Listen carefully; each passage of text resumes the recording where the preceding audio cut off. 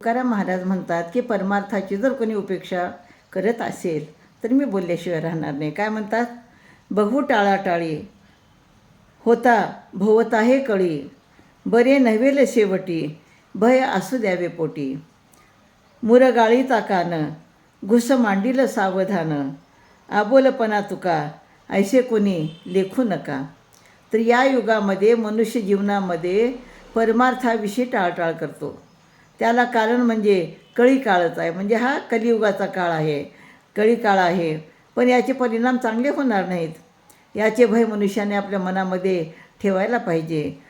तुम्ही जर आळस केला तर जेव्हा हा काळ म्हणजे मृत्यू तुमचा कान पिरगाळील तेव्हाच तुम्ही सावध व्हाल.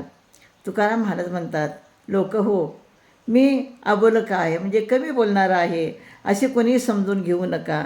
असे जर कोणी वाईट वागताना जर मला दिसले आणि कोणी जर परमार्थाची उपेक्षा करत असेल तर त्या माणसाला मी बोलल्याशिवाय राहणार नाही. कारण आपल्या जीवनामध्ये आपण परमार्थाची उपेक्षा करू नये आणि आपल्या जीवनामध्ये आपण परमार्थ करावा.